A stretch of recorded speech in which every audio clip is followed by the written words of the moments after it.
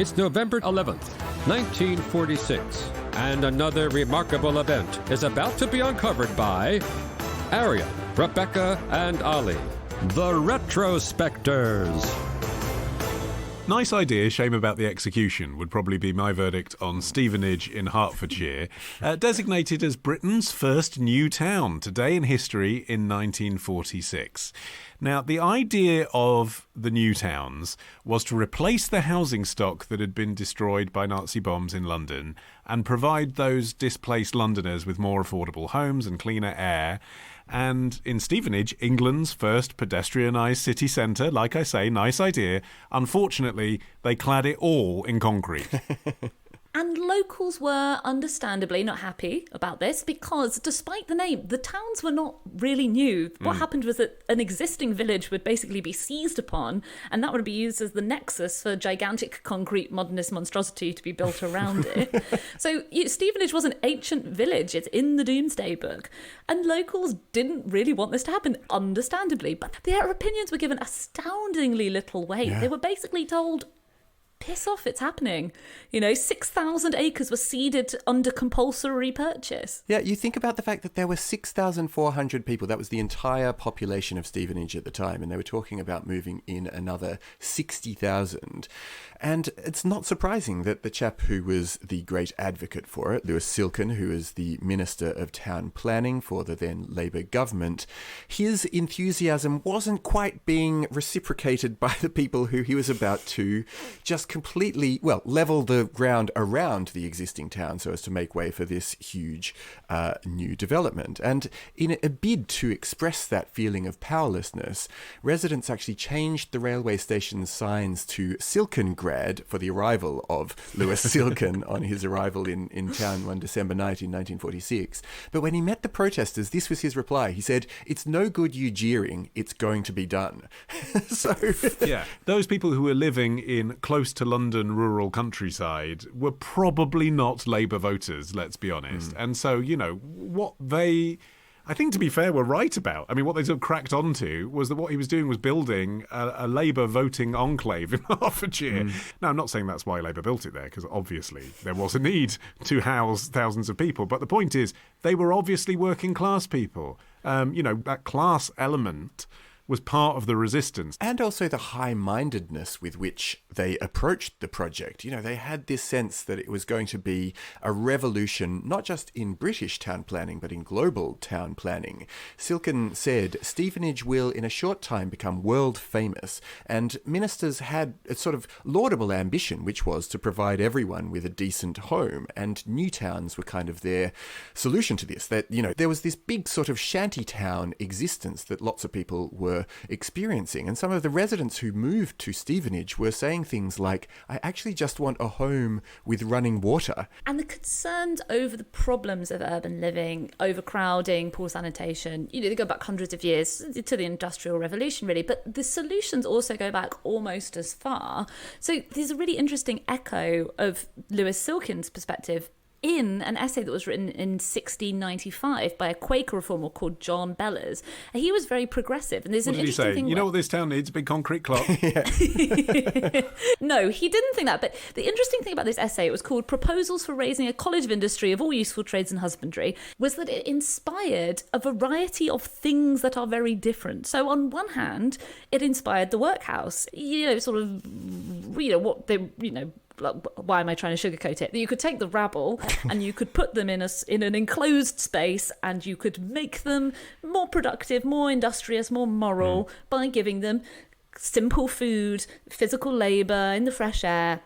And obviously what went on to be the workhouses didn't really accomplish that, but they had their roots in this idea that that was the best way to deal with the problem of the poor.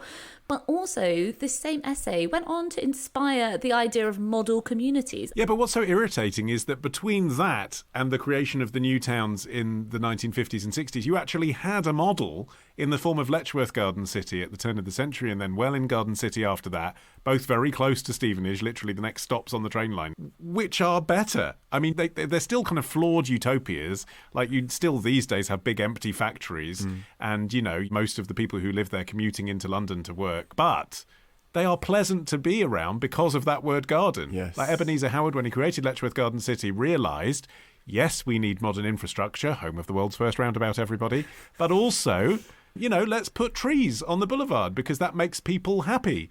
Let's put the cinema right in the middle of the town so that people can walk there next to the train station. Yeah. Let's make sure that the pubs are spread out so there's one on every corner, etc., etc., etc.